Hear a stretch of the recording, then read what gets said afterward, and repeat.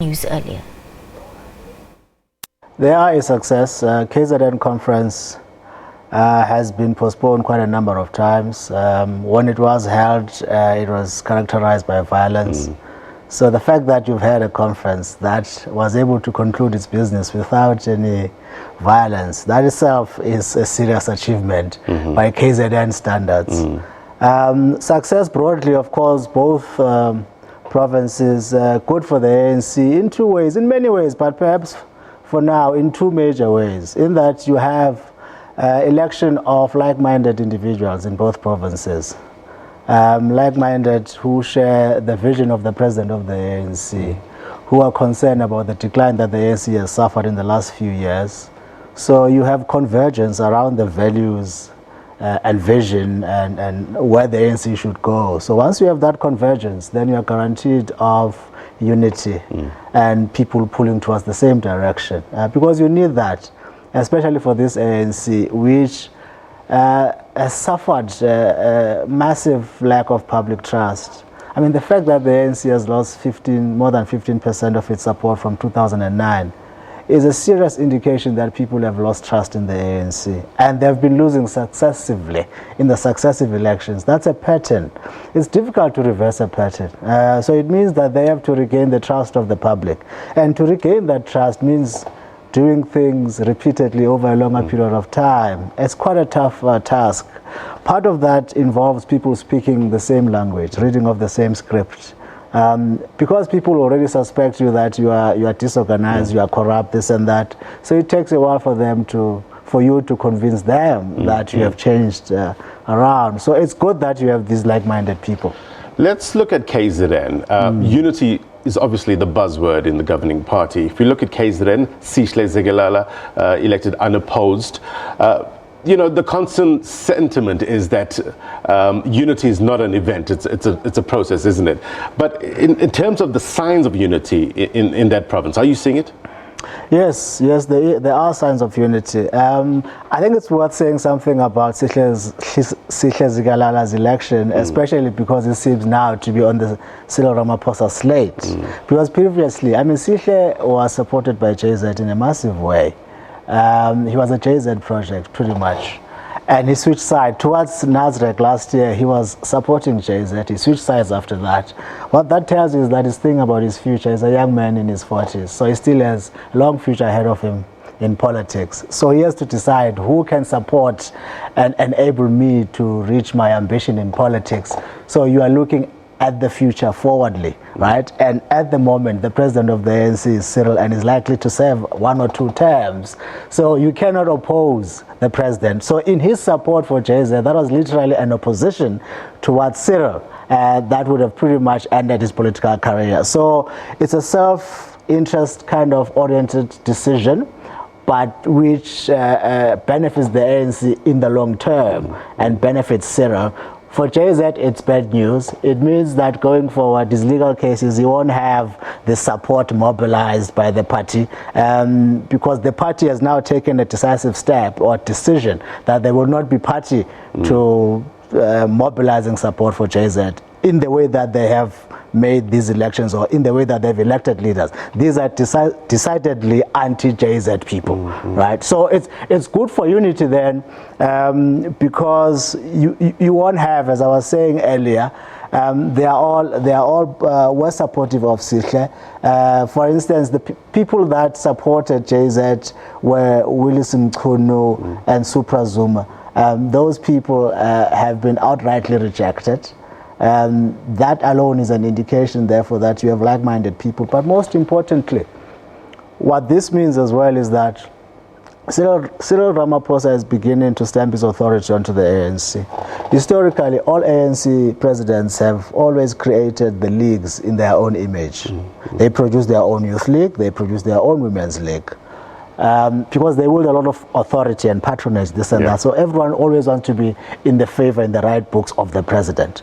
In this case too, it didn't seem like it initially because the Youth League, especially KZN Youth League, was so aggressively pro-JZ.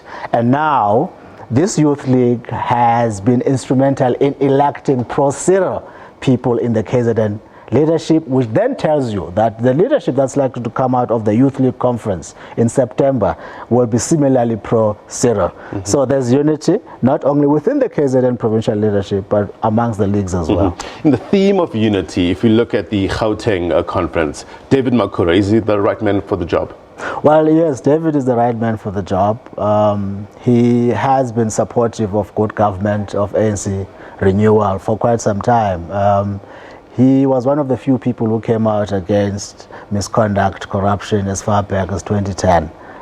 He has been harping on the issue of organizational renewal, and he's the most successful of the current, of his generation. Late 40s, early 50s. He's the most successful secretary, having served in Gauteng in the early 90s, when Gauteng still had an interim provincial leadership. So he has massive experience, and he is respected by everyone in the ANC, even those who don't necessarily disagree with him, but acknowledge his integrity. So for the ANC, it's good, and it's good succession as well. Good succession politics, because Paul Mashatile has been in the province for a while. So he's moved up now, and Makhura will not only continue where Paul left off, but will improve on that. And the most important thing for Gauteng is that they've unified now. Previously, you had some support for JZ, especially that coalesced around the Mochekga couple, NG and Matole Mochekga. And Panyaza was part of that, but they changed in the last year or so. And Matole Mochekga now is a loud vocal, it's a vocal supporter of Cyril Ramaphosa. And of course, even though Panyaza started off supporting JZ, he's also moved over into Cyril and Makhura camp, and Makhura has pretty much propped him up.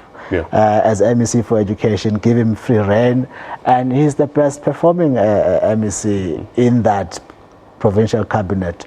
So it's good for the ANC. Yes, you still have people belonging in different camps, but these are not seriously divided camps. These are mainly contestations in that Maile does not necessarily go along with the Makhura camp. But overall, they are like-minded people. So when you have that similarity, it's better. The only competition you have are over personalities, because everyone wants to lead anyway. But overall, they all agree on what needs to happen in the ANC. If we look at the leadership that have emerged from both the KZN and Gauteng conferences, and in terms of the generational mix as well as the gender mix, what's your opinion on that? Generational mix, certainly you've had that. The young leaders, the 40s kind of people in terms of age, have taken over. It's predominantly them, which is good for the ANC because the electorate is increasingly getting young. But on gender, I think in the PEC alone, in the top 5 in KZN, you only have one woman, I think. And in the rest of the extended leadership, I don't know how many you have, but the general sentiment was that the gender issue has not been sufficiently addressed. I think you have a similar. You might not even have a woman in the top 5 of the ANC in Gauteng. I can't recall, but it's quite possible that you don't have one. But there are possibly a few in the extended PEC of about 30 people. But you do want, though, the foundational values of the Republic, gender representation, should always be reflected in our public life.